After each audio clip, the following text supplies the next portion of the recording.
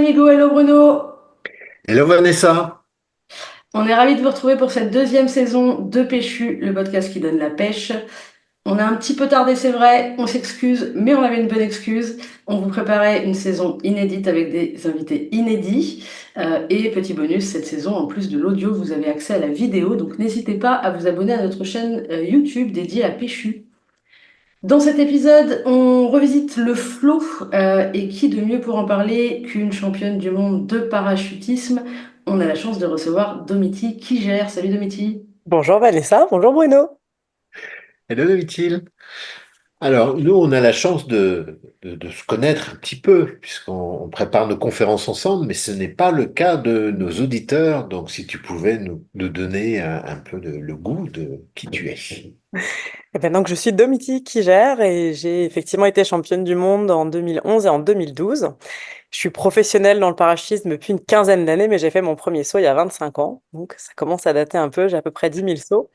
Et je suis tombée dedans un peu par hasard et je suis jamais repartie. J'ai fait de la compétition en free fly, qui est une discipline artistique du parachutisme. Ça se pratique en équipe de trois et on va voler en trois dimensions, tête en bas, tête en haut, dans des angles. Et on doit créer la chorégraphie la plus originale et la plus technique possible en 45 secondes de chute libre. Et depuis quelques années, donc Bruno, comme tu viens de le mentionner, conférencière, c'est comme ça qu'on s'est rencontrés, où je parle de leadership et d'audace hein, en m'appuyant sur ma carrière de parachutiste. Top. Super parcours. Alors moi, ce qui m'intéresse Domiti, c'est un peu ta vision du flow. Donc comment tu définirais toi le flow? C'est quoi pour toi le flow? Pour moi, le flow, c'est l'instant présent, c'est une concentration intense dans le moment. Et évidemment, en parachutisme, on y est plongé de façon assez automatique, assez instantanée, qu'on le veuille ou non, dès le premier saut. Et c'est quelque chose que je trouve vraiment très puissant. Et je pense que quand on en a fait l'expérience, on a envie de le retrouver régulièrement. Hmm, ok. Et est-ce que tu as déjà eu du mal à rentrer dans cet état? Je pense aux compétitions par exemple. Est-ce que la pression va au contraire favoriser l'état de flow ou pas? Alors pour moi, oui, mais c'est pas le cas de tout le monde. Je crois on n'est pas égaux face à ça. Et j'ai dans mes amis anciens compétiteurs des gens pour qui c'était l'inverse. Donc moi, j'avais cette chance d'être poussée par la pression encore plus intensément dans le flow. Je pense que quand il y a une grosse échéance, un enjeu très fort, ça aide à la concentration intense. Mais que ce soit en compétition, en record ou même dans un saut, ce que j'appelle pour moi un saut de tous les jours, où je coach, où j'encadre des gens de façon plus à la cool que quand il y a une grosse pression de record du monde, on est quand même dans cet état-là. Et je pense que ça fait partie des choses qui attirent les gens dans ce sport. Ah, en t'écoutant, fait penser, moi, là, je vais sortir un livre sur apprivoiser le stress. Et effectivement, on n'est pas tous égaux là-dessus, sur le fait d'aller chercher, c'est ce que tu dis, toi, tu es capable d'aller chercher le bon côté du stress, c'est-à-dire le côté stimulant. Et ça va plutôt te stimuler là où pour d'autres, ça peut être plus compliqué. C'est Un aussi un inhibiteur, ouais. bon moyen de pouvoir, parce que la stimulation, c'est effectivement ce qui permet, d'autant plus, c'est un des paramètres qui permet de se mettre en état de flow. Mm. C'est la bonne pression, quoi, c'est le bon stress. Et est-ce que tu te prépares mentalement, physiquement pour pouvoir atteindre cet état? Alors, il y a énormément de préparation mentale dans notre discipline, qui n'est pas directement dirigé pour atteindre l'état de flow, mais cette atteinte-là est une conséquence parallèle, on va dire. Euh, comme le parachutisme est un sport qui se pratique de façon très courte, hein, un saut, ça dure moins d'une minute, donc il faut performer à son mieux sur un temps très court. On passe évidemment beaucoup de temps au sol pendant la montée d'avion, mais en tout cas beaucoup de temps hors air à visualiser, à préparer son saut.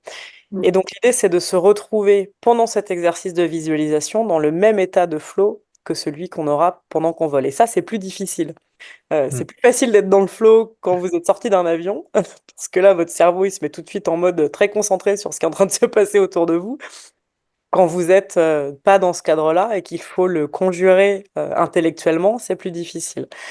Alors c'est comme tout, ça devient plus facile avec l'expérience et la pratique. Et la visualisation notamment, moi, quand j'ai commencé, j'y arrivais pas vraiment. On me disait, vas-y, visualise ton saut. Je fermais les yeux, je me racontais des mots dans ma tête qui décrivaient ce que j'étais censé faire, et puis ça s'arrêtait à peu près là. Être capable de vraiment conjurer des images parce que finalement, l'exercice, c'est de faire croire à votre cerveau que vous êtes en train de faire. Et ce qui permet, quand vous faites vraiment, de ne pas découvrir, mais de refaire quelque chose pour lequel vous vous êtes déjà préparé. Et c'est plus difficile, hors action. Et, hum, et quand on y arrive, c'est ça qui fait vraiment passer à la vitesse supérieure.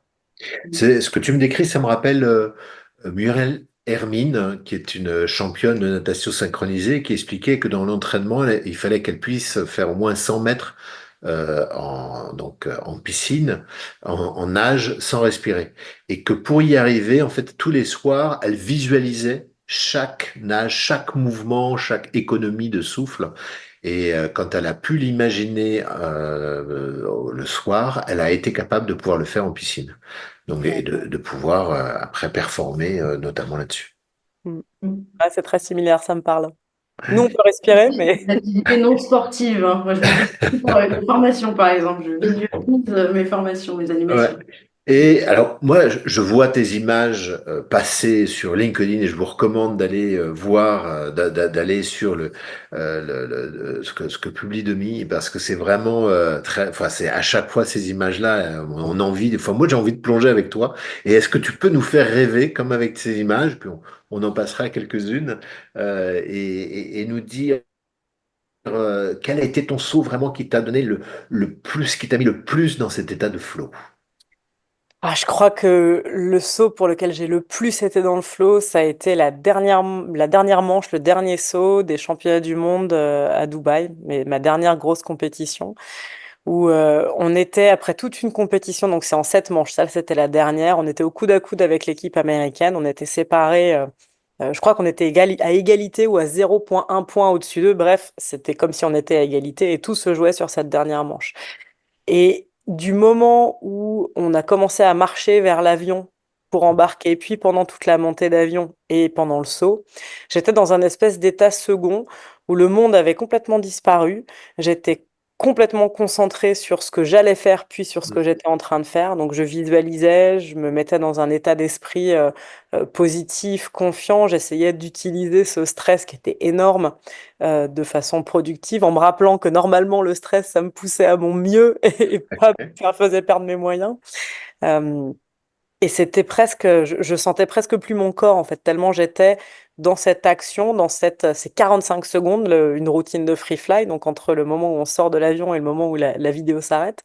Et ces 45 secondes-là, à ce moment-là, c'était les 45 secondes les plus importantes de ma vie. Et donc j'étais vraiment dans un état de flow parfait. Et ça a fonctionné puisque on a volé notre meilleur saut de toute la compétition sur celui-là et on a gagné le championnat du monde. Et le temps se ralentit pour toi à ce moment-là sur ces 45 secondes, parce que le temps est altéré dans l'état de flow, mais il peut, soit on le voit pas passer, soit en 45 secondes, est-ce qu'il s'étend? Parce qu'il y a certaines personnes qui le vivent comme ça. Ouais, pour moi, c'est plutôt comme ça aussi. 45 secondes dans la vie de tous les jours pour me faire un thé ou ça passe très très vite, je le vois pas passer. Là, ces 45 secondes-là, elles sont très denses, hein. Puis dans un programme comme ça, on enchaîne plusieurs mouvements, puis il y a plein de séquences qui se mettent bout à bout les unes des autres. Et donc, ça donne cette impression de distorsion. Et par contre, le retour à la réalité, il a été très marrant. On se sépare à une certaine altitude pour ouvrir nos parachutes chacun dans notre coin. Et puis là, euh, je regarde pour la première fois alors que j'ai fait 7 sauts de compétition et 3 sauts d'entraînement avant. Donc c'est mon 10e saut sur zone. J'avais jamais sauté là avant. On est au-dessus de la Palme à Dubaï. Donc c'est cette espèce de palmier artificiel, d'île artificielle en forme de palmier. Et en fait là, à l'ouverture, pour la première fois, je regarde en bas et je vois ce truc qui me monte au visage que j'avais pas remarqué avant parce que j'étais tellement concentrée sur l'objectif qu'il a fallu arriver à la fin de l'objectif pour pouvoir reprendre conscience de ce qu'il y avait autour de moi. Mm. Mm. Alors, ce qui m'intéresse aussi dans ce que tu dis là, parce que tu parles de on finalement. Mm. Ce titre, vous l'avez gagné en équipe, Ouais, bravo. D'accord. merci. Comment justement vous arrivez ensemble à atteindre un état de flow collectif qui aboutit à de telles performances? Est-ce que vous avez des trucs? Alors, nous, on a eu un truc en particulier sur cette compétition. On y est arrivé avec, ça faisait 5 ans qu'on était en équipe, donc 5 ans à vivre ensemble, hein, quasiment. C'est à la fois magnifique et puis parfois un peu difficile.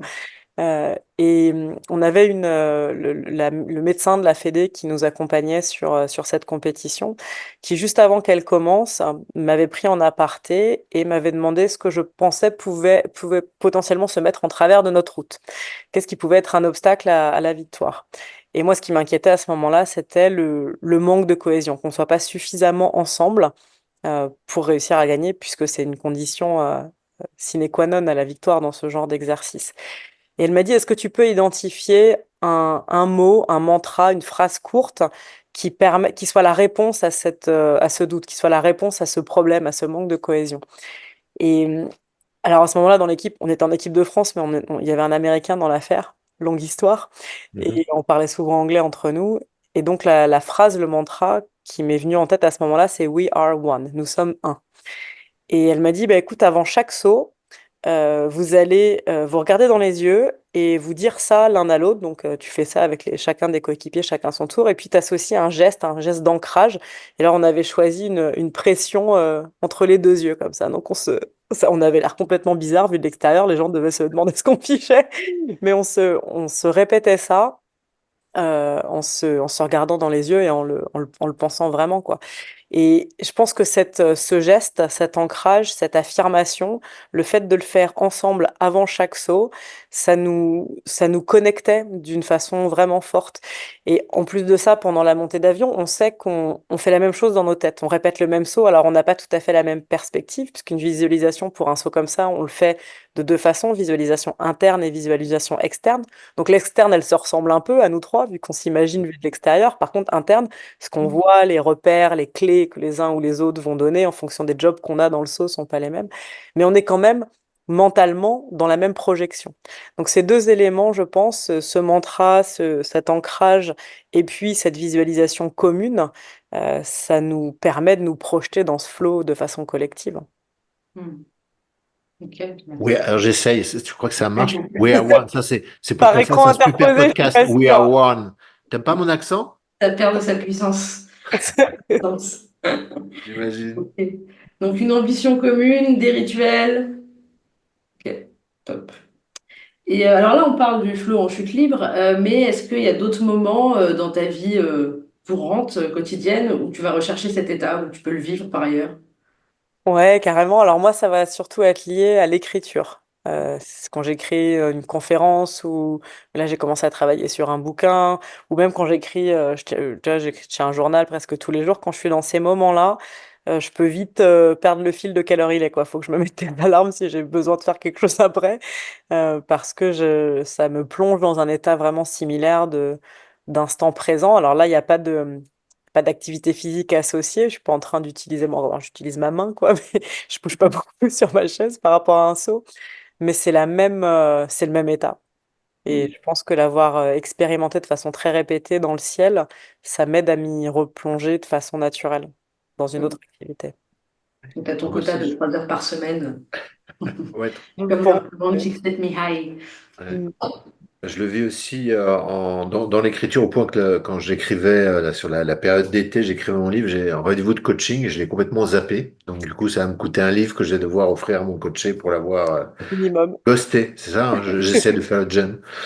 Euh, et, mais en conférence aussi, enfin, je trouve que le principe de la conférence met dans cet état-là, et conduit à être complètement, il vaut mieux d'ailleurs, être complètement concentré dans ce qu'on fait. Tu le vis aussi de la même manière en conf? Clairement, ouais. Ouais, Clairement, il y a la même appréhension avant de monter sur scène qu'avant un saut. ouais. Et je pense que ça joue aussi un peu ce dépassement d'une peur Mm. euh, et d'être comme ça, bah là, dans le cadre d'une conférence, devant des yeux, devant des cerveaux, de devoir performer d'une certaine façon, cette pression-là te plonge aussi dans le même état. On revient au Ouais, bon sens. ouais. Et alors, tout le monde n'a pas forcément envie, moi je sautais une fois, mais ou possibilité de faire comme toi et de sauter d'un avion. C'est à peu près 3000 mètres, non? C'est ça, hein, 4000 mètres, l'altitude. Ah, vous sautez à 4000, ok. Ouais. Mais les baptêmes, c'est à 3000 souvent, enfin peu importe. Ça Ouais. dépend où. Ah ouais, d'accord. S'il y a Euh, des parachutistes sportifs dans l'avion, ça va à 4000. S'il y a que des ah, cool. tandems, des Ah bah voilà, fois. bah je sais avec qui je vais en faire alors. Mais toujours est-il que voilà, c'est pas le plus simple, ça peut coûter aussi, mais il est possible de pouvoir le vivre. Moi, je l'ai vécu je sais plus comment c'est, du flying door, et En je crois que tu as soufflerie. monté En un centre de centre. soufflerie. Chute libre indoor, ouais. Ouais, tu as monté un centre où tu as fait aussi des manifestations. Ouais, carrément. En 2020, on devait ouvrir en avril 2020. Bon, finalement, ça a été juillet. On a ouvert avec mes associés un centre de chute libre à l'entrée du Futuroscope, juste devant l'entrée des caisses du Futuroscope, qui s'appelle Zero Gravity, donc pas loin de Poitiers, à Chasseneuil-du-Poitou. Mm. Et donc ça, c'est un tube en plexiglas à peu près 4,50 m de diamètre, 17 mètres de haut. Et donc tu peux goûter aux sensations de la chute libre. C'est exactement la même chose que la chute libre en parachutisme, sauf que tu n'as ni besoin de te jeter d'un avion, ni besoin d'ouvrir une voile et de la piloter et de te poser. Donc c'est vraiment, tu te concentres sur la partie chute libre dans un contexte qui est contrôlé. T'as pas de problème de météo, t'as pas de problème externe, tu as vraiment juste la chute libre. Et c'est vraiment très chouette parce que ça te permet de découvrir les sensations du vol, que moi je trouve incroyable. Après, je suis de parti pris. Mais tu peux donc apprendre à voler avec ton corps. Parce que voler, c'est un peu comme apprendre à nager en fait. Tu apprends à bouger, à te mouvoir dans un élément qui a une texture.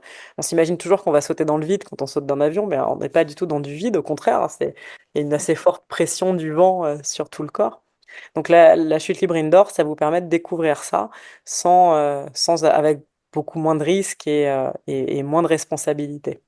Et pour l'avoir fait avec mes enfants, le temps passe très vite. Et puis ouais, c'est pas si simple de l'extérieur alors quand on te voit toi qui monte, qui descend. Alors quand on le fait et pourtant accompagné avec un gars, c'est pas aussi simple. Enfin, aussi une Oh, question de c'est souplesse un exercice peut-être. de lâcher prise un peu. Faut pas Ouais, être trop crispé et surtout, faut pas être ouais. crispé avec une dissymétrie. Parce que si tu es crispé avec une dissymétrie, ça va se mettre à tourner ou avoir des Ouais. incidences. Donc, faut réussir à être symétrique, cambré et être un peu détendu, ce qui est pas si facile la première fois. Ou au moins ça reste safe. Oui, Mm. ouais, il y a toujours quelqu'un avec toi au début qui ne te lâche pas tant que tu n'arrives pas à justement trouver cet équilibre. Et c'est à chaque fois, puis tu peux le faire, tu peux le faire, là tu viens de parler de l'avoir partagé avec tes enfants. Mm. Tu peux le faire en famille, c'est à partir de 5 Ouais. ans, tu peux le faire avec tes collègues, et tu passes les uns devant les autres. Par rapport au saut en parachute où effectivement tu vas sauter en tandem accroché à quelqu'un, mais tu peux être dans l'avion avec d'autres éventuellement, mais tu peux pas être en l'air avec les autres. Là, tu le fais face à face, tu peux ne pas compter que sur une vidéo pour voir les autres faire. Bon, mais c'est intéressant de pouvoir nous emmener comme ça dans cet état de flow. Merci Domi pour ça. Vanessa, tu avais une dernière question pour aller ensuite suivre Domi en l'air et Oui, tout à faire fait. ce Alors, saut. forcément, je voulais connaître un peu ton actu de mine et je prends mes petites fiches, tu me dis si je me trompe. Il me semble que on peut te retrouver à l'occasion du prochain record du monde de Free Fly qui aura lieu fin novembre en Arizona. Ouais, Et tu seras également sur scène à Abu Dhabi en janvier pour une conférence. Tu veux nous parler un ouais, peu de l'événement? le congrès Uniceo, qui est pour les organisateurs dans l'événementiel B2B. Ce sera donc à Abu Dhabi à la fin du mois de janvier. J'ai toutes les infos sur mon LinkedIn si vous venez faire un tour. Et puis dans 3 semaines, le record du monde tête en haut. Donc là, on va tenter de faire plus que 100 personnes accrochées dans une orientation tête en haut. Donc, vous nous imaginez assis sur des chaises imaginaires en chute libre et en sautant de 5 avions différents, on va se retrouver en plein ciel pour construire la plus grande figure réalisée dans cette orientation-là. Donc ça, c'est du 25, la dernière semaine du 25 au novembre au 1er décembre, à Eloy, en Arizona. Bah, on te suivra. Eh ben, avec grand On plaisir. lèvera les doigts. Mais Merci. déjà, moi, dans 2 jours, mais c'est vrai que nous, on va passer après. C'est dans 2 jours, je crois que je te suivrai sur mise à jour. Donc, enfin, ça va rester avec l'ami Patrice En français. ouais, non, Christian qui va t'interviewer pour voilà, aller gratter tout ce que tu peux proposer aussi en leadership. Je crois que c'est intéressant, ça permet de voir ce que tu peux proposer aussi en conférence, les associations, parce que quand même, tu coaches des équipes, c'est pas évident avec des équipes de champions en plus. J'imagine que voilà, ils sont pas forcément très dociles et tu as des belles leçons à nous donner aussi en leadership de par cette expérience. Ouais, bah, je m'appuie surtout sur l'organisation de ces records, justement, où on a des équipes de dizaines, voire de centaines de personnes, hein. Le plus gros saut réalisé, on est 200 en l'air. Et il faut réussir à permettre à chacun de donner le meilleur de soi-même sur la même minute, ce qui n'est Mm. pas une mince affaire dans des contextes assez stressants. Donc je partage ces expériences-là de leadership en conférence, effectivement. Ouais. Bon, on écoutera ça avec plaisir et intérêt. Merci mesdames pour ce partage et voilà, c'est super on ait pu t'avoir, Denis, pour cette première et voilà, en tant qu'invité pour nous parler du flow dans notre podcast Péchu, le podcast qui donne la pêche. Mhm. On se retrouve le mois prochain. Merci Domiti d'avoir ouvert le bal de cette deuxième saison. Et Avec on grand regarde de plaisir. nouvelles surprises, de nouveaux invités très vite. N'hésitez pas, encore une fois, à nous suivre sur les réseaux YouTube. Et vous retrouverez aussi la version audio de cette interview sur votre plateforme préférée. Merci. Bonne soirée. Merci à vous. À ciao!